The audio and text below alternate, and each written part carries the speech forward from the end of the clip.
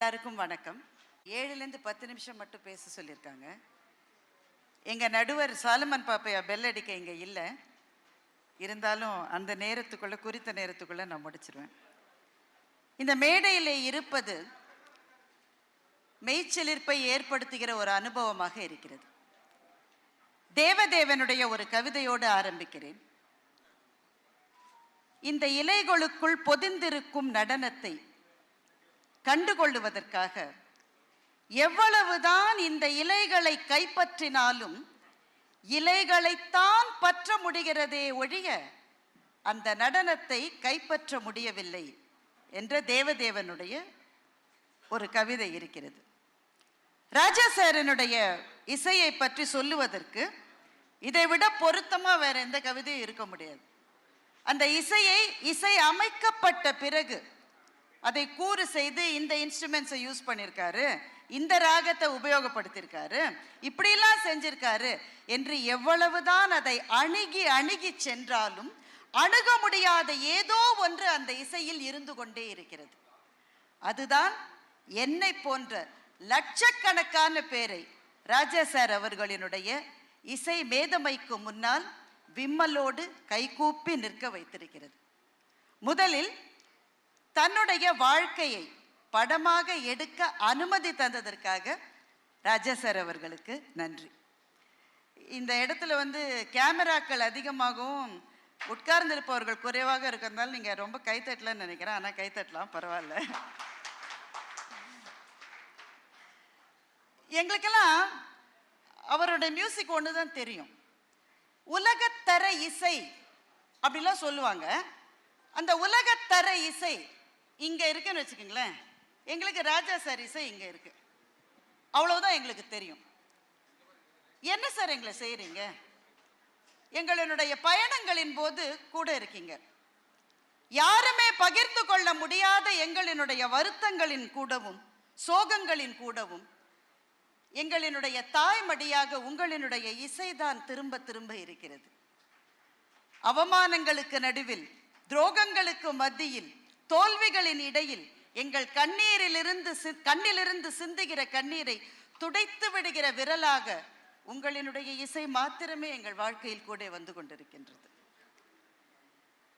முதல் காதல், முதலில் பிறந்த குழந்தை, முதல் பிரிவு, எல்லாத்துலேயும் நீங்கள் தான் சார். வேற எதுவுமே எங்களுக்கு தெரியாது சார். ஆனால் இப்படிப்பட்ட காலகட்டத்தில் வாழ்ந்தோம் என்று சொல்லுவதை விட எங்களுக்கு என்ன பெருமை இருந்திருக்க முடியும்? பிகாசோ என்கின்ற மகத்தான ஓவியரனுடைய காலத்தை பற்றி சொல்லுகிற போது அவர் வாழ்ந்த காலம் இந்த வருஷம் சோ இயர் அப்படிலாம் சொல்லுவாங்க இல்லை?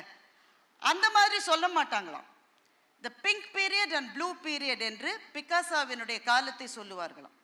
ஏனென்றால் ஒரு கட்டம் வரையில் ரொம்ப பிங்க் ஷேட்ல மட்டும் படம் வரைஞ்சிட்டு இருந்தாரு, இன்னொரு காலகட்டத்தில் ப்ளூ ஷேட்ல படம் வரைஞ்சிட்டு இருந்தார். அதனால அந்த காலகட்டத்தையே வருடங்களால் சொல்லுவதை விட பிங்க் பீரியட் ப்ளூ பீரியட்னு சொல்லுவாங்க.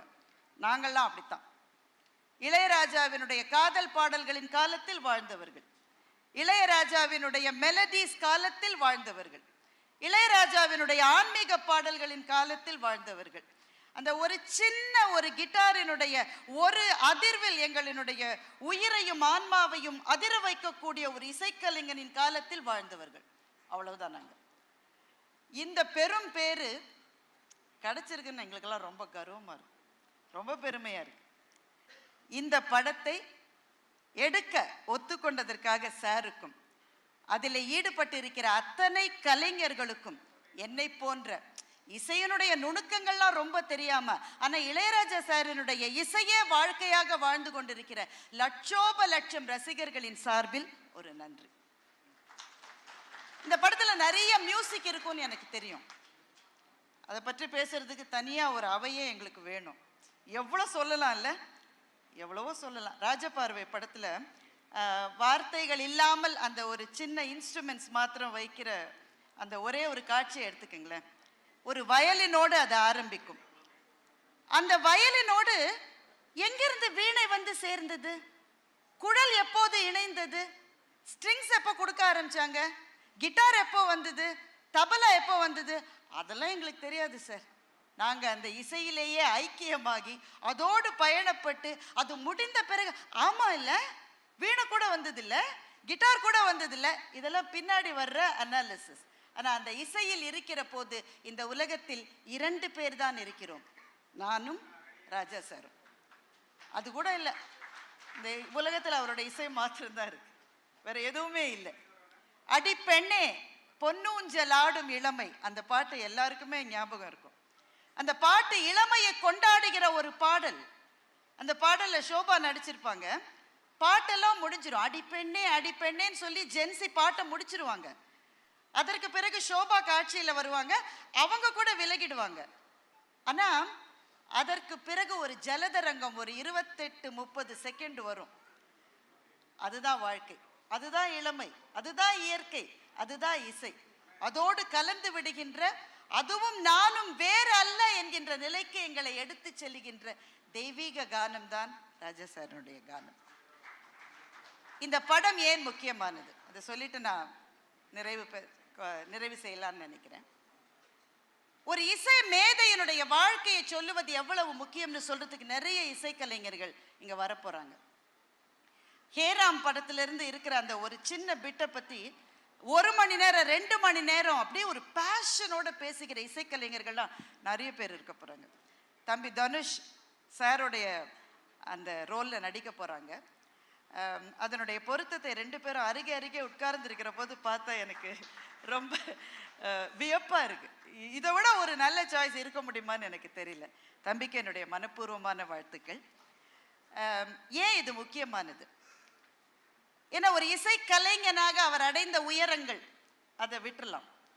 ஆனா ஒரு கிராமத்து மனிதனாக கிளம்பி தனக்குள்ளே இசையை தவிர வேறு எதையுமே கொண்டிராத, யாராலும் உதவி செய்வதற்கு வழியில்லாத ஒரு ஒற்றை இளைஞனாக, அல்லது ஒரு 2-3 இளைஞராக, அவர் தம்பி இருக்காங்க, பாரதிராஜா சார் இருக்காங்க, இவர்கள் 3-4 பேராக யாரும் தூக்கிவிட இல்லாமல் தமிழகத்தின் தலைநகரத்துக்கு வந்து தன்னுடைய உழைப்பால் அர்ப்பணிப்பால் மாத்திரமே தமிழ்நாட்டின், இந்தியாவின், உலகத்தின் இசை அரங்குகளை வியக்க வைக்கிற, மலைக்க வைக்கிற ஒரு மனிதனுடைய வெற்றியை இந்த படம் சொல்ல போகின்றது.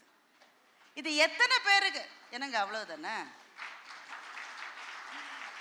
இது எத்தனை பேருக்கு ஒரு ஊக்கத்தை கொடுக்கும்னு நினைச்சு பார்க்கறதுக்கு ஒரு பார்வை வேணும்.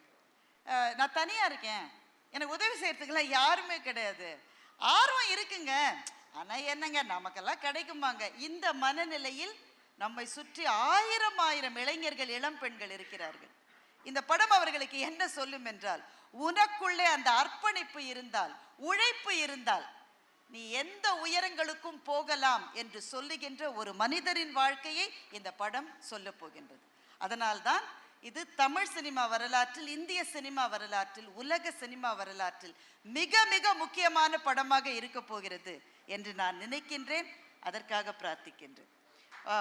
ஒரே ஒரு சின்ன காட்சி, நிறைய பேர் சொன்ன காட்சி தான், சொல்லாமல் இருக்க முடியல இந்த மேடையில். அமரன் சாரு அதை பற்றி, அந்த காட்சியை பற்றி சொல்லியிருக்காங்க. அந்தால தெரியுதே வானம், அதுக்கு பின்னாடி என்னையா இருக்கு என்று கேட்கிற ஒரு இளம் காதலி, அவளுக்கு பக்கத்தில் இருக்கிற ஒரு காதலன். பாரதி ராஜா சாருடைய படம் தான், முதல் மரியாதை படம். நீ ஓடு, நான் புல்லாங்குழல் வாசிக்கிறேன் என்று அந்த காதலன் சொல்லுகிறான். அந்த பெண் ஓட ஆரம்பிக்கிறாள். அந்த இசை தொடருகிறது, அவ்வளவுதான், வசனம் கிடையாது. அதுக்கு பிறகு அவள் ஓட ஆரம்பித்து ஓடி போய் கொலையுண்டு துர்மரணம் கொண்டு கீழே விழுந்து கிடக்கிறவரை அந்த காட்சியிலே வசனம் கிடையாது, அந்த புல்லாங்குழல் மாத்திரம்தான். அது அவளோடு கூடவே பயணிக்கிறது. அவள் விழுந்து கிடக்கிறதை பார்த்து அந்த இளைஞன் அதிர்ச்சி அடைந்து அந்த புல்லாங்குழலை தூக்கி போடுறான். சார் அப்படிதான் காட்சி வச்சிருக்காரு. அது வானத்துக்கு போய் அந்த புல்லாங்குழல் மண்ணை தொடுகிறது. எனக்கு என்ன தோன்றுகிறது என்றால், அது வானத்திலிருந்து கீழே விழுந்த காட்சி அது ஒரு விஸ்வரூபம் என்று எனக்கு தோன்றுகின்றது. ஒரு அழகியலிலிருந்து மெய்யியல் வரையில் வாழ்க்கையை பார்க்கின்ற பார்வையை காட்டுகின்ற ஒரு இசைக்கலைஞனுடைய விஸ்வரூபமாக அந்த காட்சி எனக்கு தெரிகின்றது.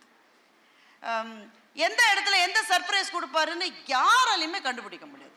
தேவர் மகன் படத்துல கல்யாணத்துக்கு ஆசீர்வாதம் செய்ய போன ஒருவர் மாப்பிள்ளை ஆகிற காட்சி. அவர் தாலி எடுத்து கொடுக்க தான் போனாரு, ஆனா அவர் தான் மாப்பிள்ளையாரு. ஊருக்காக தன்னுடைய காதலை துறந்து விட்டு தாலி கட்ட போகிற அந்த இளைஞன் தாலியை கையில எடுக்கிற போது நம்ம என்ன எதிர்பார்ப்போம்? ஒரு நாதஸ்வரம். நம்ம கல்யாணத்துல அதுதானே வாசிப்பாங்க. எங்கிருந்தோ ஒரு ஷெனாய் மியூசிக் கொண்டு வருவார். அந்த ஷெனாய் மியூசிக் அந்த காட்சி முழுவதையும் வியாபிக்கும்.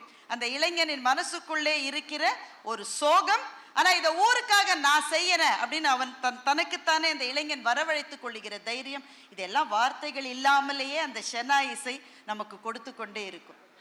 ஒரு தீபாவளி அன்று இரவு எங்கள் வீட்டினுடைய மொட்டை மாடியில் குழந்தைகளோடு உட்கார்ந்து கொண்டு வானத்தில் வெடித்து சிதறுகின்ற ஒளியை உமிழ்கின்ற அந்த வான வேடிக்கைகளை பார்த்து கொண்டு தென்றல் வந்து தீண்டும் போது என்ன வண்ணமோ மனசுல என்கின்ற ராஜா சாரனுடைய பாடலை நான் கேட்டேன். அப்ப நினைச்சுக்கிட்டு இதுக்கப்புறம் எதுக்கு வாழ்க்கையில வேற எதுவுமே வேணாம், இது போறோம். அந்த அந்த இசை அப்புறம் நான் கூட இல்லை, அந்த இசை மாத்திரம்தான். அதுதான் கால காலங்களுக்கு வாழப்போகின்றது. ஒரு கலைஞனுடைய வெற்றி பயணத்தை இந்த படம் பேசும். ஆனால் அந்த வெற்றி என்பது ரோஜாக்களினாலான பாதைகள் மாத்திரம் அல்ல. இங்க இருக்கிற எல்லா கலைஞர்களுக்கும் அது தெரியும். அதில் முட்கள் உண்டு. சில சமயத்துல முள்ளு வெளியில தெரியும், சில சமயத்துல பூக்குள்ளேயே முள்ளு இருக்கும். காலை வச்சு சுருக்குன்னு குத்தின பிறகுதான் தெரியும். இந்த வலிகளோடு தான் கலைஞர்கள் வாழ்ந்து கொண்டு நம்மை ஆசீர்வதித்துக் கொண்டிருக்கின்றார்கள். ராஜசாரனுடைய ரமண மாலையில் பிச்சை பாத்திரம் ஏந்தி வந்தேன் பாடலை கேட்டு கண்ணில் தாரை தாரையாக நீர் வழித்த ஒரு வெள்ளைக்காரரை பார்த்து நான் கேட்டேன், வாட் டிட் யூ அண்டர்ஸ்டாண்ட்? அவருக்கு அந்த வரிகள் அவருக்கு தெரியல, புரியலை. அவர் திருவண்ணாமலைக்கு முதன்முறையாக வந்தவர். இது என்ன அனுபவம்னு சும்மா பார்க்கறதுக்காக வந்தவர். ஆனால் எதுவுமே புரியாமல் அந்த இசை அவரை ஏதோ ஒரு ஆன்மீக அனுபவத்துக்கு மிக மிக அருகில் கொண்டு சென்றது. ஆன்மீகத்தில் அவருக்கு நம்பிக்கை இல்லாமல் கூட இருக்கலாம், ஆனால் இந்த இயற்கையின் முன்னால், பிரபஞ்சத்தின் முன்னால் கட்டுண்டு கிடக்கிற ஒரு மாபெரும் உணர்ச்சி கொந்தளிப்பை மொழி தெரியாத ஒருவருக்கும் கொடுக்க முடியும் என்றால் அது சாரனுடைய இசை மாத்திரம்தான். அவருக்கு ஏதாவது செய்யணும்னு நினைச்சுதான் தனுஷ் சாரும் டைரக்டரும் இந்த பட தயாரிப்பாளர்களும் இதை கொடுத்திருப்பாங்கன்னு நினைக்கிறேன். எவ்வளவு செஞ்சாலும் போதாத ஒரு மாபெரும் உயர்வை நமக்கு கொடுத்திருக்கின்றார். காலங்கள் காலங்கள் காலங்கள் ஓட ஓட அவர் கவிதைகளோடு அவருடைய இசையோடு நாம் வாழப்போகின்றோம். அவருக்கு தமிழ் எவ்வளவு நல்லா தெரியும் அப்படின்றது ரொம்ப முக்கியம். பாரதி பாடுகிறான், நின்னை சரணடைந்தேன் கண்ணம்மா, பொன்னை உயர்வை புகழை விரும்பும் என்னை கவலைகள் தின்னத்தகாதென்று மிடுமையும் அச்சமும் மேவி என் நெஞ்சில் குடிமை புகுந்தன கொன்றிவை தீர்த்தன நின்னை சரணடைந்தேன். இந்த பாட்டுக்கு அவர் போட்டிருக்கிற மியூசிக்கை ஒரே ஒரு தடவை கேட்டு பாருங்க. வாழ்க்கையினால் விரட்டப்பட்ட ஒரு கவிஞனின் உள்ள குமுறலை இதை தவிர யாருமே சொல்லிவிட முடியாது. இந்த இசை மொழி ராஜா சாருக்கு மாத்திரமே கைவந்த மொழி. அவர் நீங்கள்லாம் வர்றதுக்கு முன்னாடி இங்க ஒரு சகோதரர் வயலின் இசையில் உங்களுடைய பாடல்களை இசைத்து கொண்டிருந்தார். இந்த இடமே ஒரு பரவசமாக பறந்து போற மாதிரியான ஒரு உணர்வை ஒரு 5 நிமிஷத்துல அவரால் கொண்டு வர முடிஞ்சதுன்னா எல்லா கலைஞர்களுக்கும் பின்னால் உங்களுடைய இசைதான் மிஞ்சி இருக்கிறது. இந்த படத்தை அதில் ஈடுபடுகிற அத்தனை கலைஞர்களுக்கும் என்னுடைய வணக்கங்கள். வெற்றிகளை சொல்ல போகிறீர்கள், ஆனால் அவருடைய வலிகளையும் நீங்கள் சொல்லுவீர்கள் என்று நான் நினைக்கின்றேன். அந்த வலிகளை கடந்துதான் அவர் இந்த பாதையிலே சென்று கொண்டிருக்கின்றார். லட்சக்கணக்கான பேருக்கு வழிகாட்டி கொண்டிருக்கிறார். அந்த பாடல்கள் வந்த போது பிறந்தே இராத அல்லது அந்த பாடல்கள் வந்து 20 வருஷங்களுக்கு பிறகு பிறந்த எங்களுடைய மகள்களும் மகன்களும் அந்த பாடல் இப்போது கேட்டாலும் துள்ளி குதித்து கொண்டிருக்கிறார்கள். தாமரை பூவில் என்று எஸ்பிபி அந்த சரணத்தை எடுக்கிற நொடியில் 15-18 வயசு பையங்க குதிக்கிறாங்கன்னாக்க வயதே ஆவதில்லை உங்களுக்கும் உங்களினுடைய பாடல்களுக்கும். சில பேரை நினைத்து காலமாகிவிட்டது, சிலரின் விஷயத்தில் காலம் காலமாகிவிட்டது. ராஜா சாரனுடைய பாடல்கள் என்றும் வாழும். இந்த முயற்சியை முன்னெடுத்து சென்று கொண்டிருக்கிற அத்தனை பேருக்கும் தமிழ்நாட்டிலும் உலகத்திலும் இருக்கிற அத்தனை ரசிகர்களின் சார்பிலும் நன்றி என்கின்ற ஒரு எளிய வார்த்தையை தாண்டி நான் என்ன சொல்லிவிட முடியும்? இந்த படம் சிறப்பாக வருவதற்கும் மிக பெரிதாக பேசப்படுவதற்கும் அதை எல்லாத்தையும் விட முக்கியமா எங்கெங்கோ கிராமங்களில் இருக்கிற எங்க இளைஞர்கள் அதை பார்த்து சார் போயிருக்காரு, அவருடைய வெற்றிக்கு பின்னாடி இருந்தது அர்ப்பணிப்பும் உழைப்பும் மாத்திரம்தான், அது இருந்தா நாம போயிடலாம் என்கின்ற ஒரு ஊக்கத்தை எங்களுடைய ஏழை இளைஞர்களுக்கு இந்த படம் கொடுக்கும் என்றால் அதுதான் இந்த படத்தினுடைய மாபெரும் வெற்றி என்று சொல்லி என்னுடைய வாழ்த்துக்களையும் பதிவு செய்து இந்த நல்ல வாய்ப்புக்கு நன்றி சொல்லி முடிக்கின்றேன். வணக்கம்.